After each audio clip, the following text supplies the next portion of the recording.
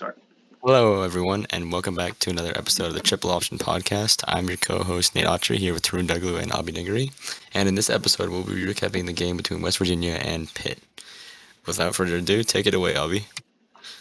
So, coming into this year, there was a lot of questions about Pitt losing both Two Gloves Pickett, their elite quarterback who really elevated them last year, as well as Blitnikoff winner Jordan Addison, elite wide receiver going to USC. And many people were looking to see how this team's offense would change and how it would translate over with new talent and the addition of Kedon Slovis from USC. And based on the box score of this game, it was very riveting, but I think Pittsburgh answered a lot of questions with this game, showing that their offense is definitely capable. Although at times very sloppy, it was definitely capable. And as for West Virginia, they had a really good showing, just really being able to score in all facets of offense. Just a costly mistake at the end of the game really cost them the game.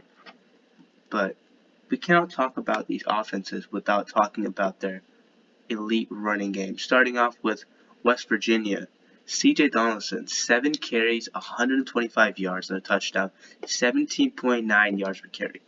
Although he wasn't the workhorse back like Tony Mathis was, taking 16 carries, his efficiency and his big runs were really what kept this offense alive at times. Although J.T. Daniels, 20, 23 for 40, 214 yards, 2 touchdowns, and an interception, having a solid run game that was really backed up by C.J. Donaldson was something that really kept him alive in this game at times. Shout out Bryce Wheaton though for nine receptions, 97 yards, and 2 touchdowns.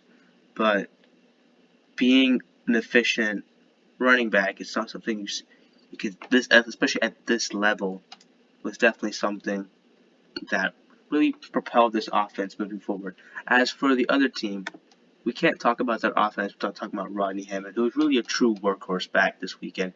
16 carries, 74 yards, 2 touchdowns, but also getting involved in the receiving game, 2 catches for 55 yards.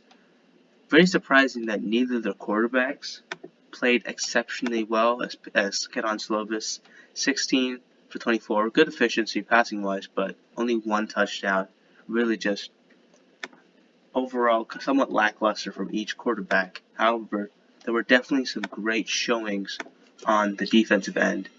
As for Pittsburgh, Bongle Kamara, 8 tackles, 6 solo tackles, and 2 passes defended. Really being active out there, really going around the field, being a true interior linebacker, really commanding the defense for Pittsburgh. On the other side, Leak Pogba, 10 tackles, 5 solo tackles, and 2 fumbles recovered. Just both elite lineman work for both of these teams, really coming up clutch, especially Bongle Kamara knocking down some big passes near the end of the game, really putting some pressure on the quarterback at times.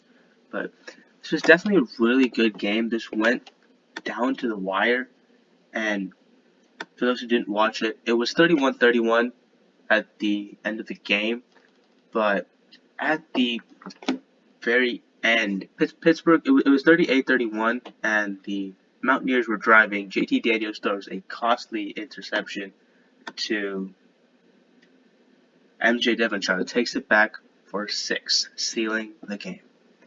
And that was a way to end this game off. One thing I will definitely say though is JT Daniels and Kellen Slovis in new situations, new scenarios, new offenses looked very shaky at times, especially JT Daniels. He definitely looked confident at times delivering darts to his wide receivers, but a lot of times he was just lost out there, chucking the ball away, a lot of incompletions. He was definitely not adapting well to this West Virginia offense. And definitely didn't expect it to be the same as his time at Georgia, but there are definitely some questions I have for this Mountaineers offense going through the rest of the season. As for Pittsburgh, Kedon Slovis wasn't anything exceptional, wasn't anything amazing. He was okay. He was a good replacement for Kenny Pickett. Not he wouldn't match his production, but he's definitely just a guy who can command the offense. Any questions before? Yeah, I just want to say, like, touching back on CJ Donaldson, the fact that I think he's a true freshman, and he averaged 17.9 yards per carry. I mean, that's ungodly. That's terrifying. And so, I mean, that's insane. I find that crazy. I don't know where on earth he came from. I literally never heard of his name regarding recruiting. I don't think he was a 5 star or anything. He just appeared. So, truly a breakout performance for him. You know anything, Tarun?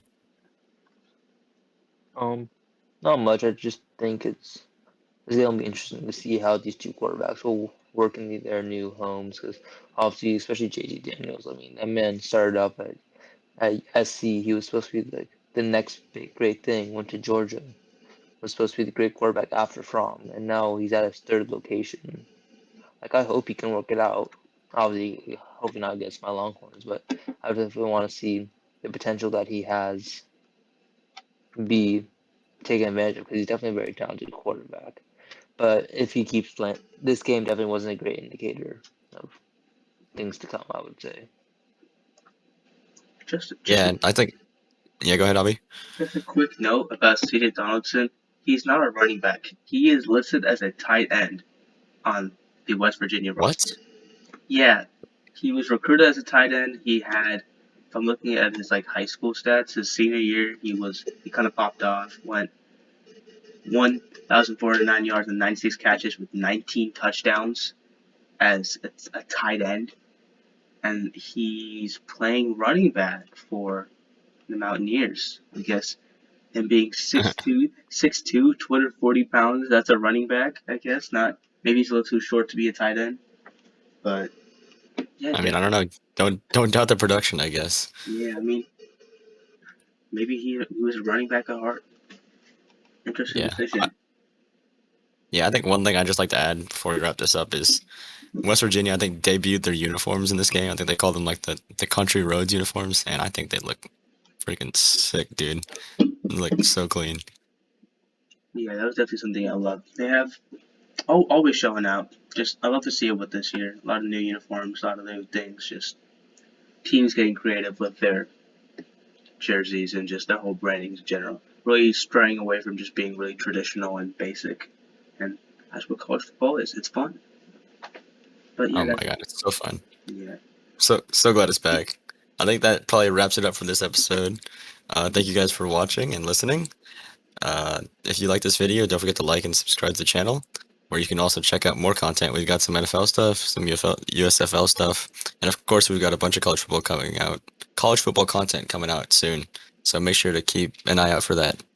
I've been your co-host, Nate Autry, here with Tarun Duglu and Avi Dingery, and thank you all for watching. See you next time.